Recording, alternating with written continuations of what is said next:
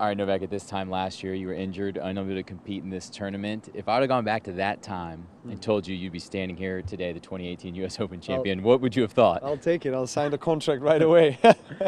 But yeah, I mean, it seemed a little bit unrealistic in a way. But part of me was always believing that I can get back on this desired high level of tennis, very soon. How soon, I didn't know.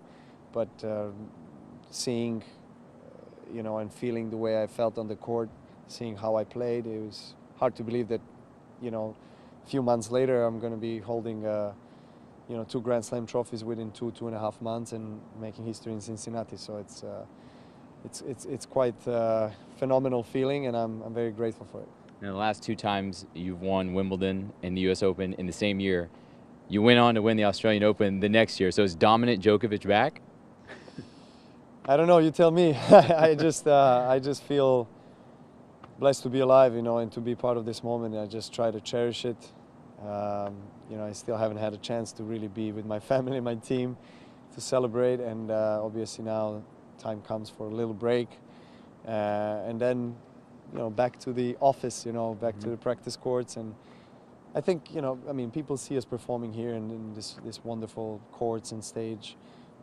As the outdoor air stadium is, but most of the work and most of the time we spend is in practice courts, and 80–90% of the work is there, and 90% of the whole trajectory to get to win the trophy is there as well. So that's something that that is always in the back of my mind, and as I'm ready to be committed and still keep on being dedicated to the sport, and hopefully play for many more years. We'll see. I don't have any limits in my mind. I don't like to think of limits and how many I can win or how long I can play, but I surely have passion for it. This is your 14th Grand Slam title, tying Pete Sampras for 3rd all-time. What does that mean to you? Pete was someone I was looking up to. I was growing up, childhood hero.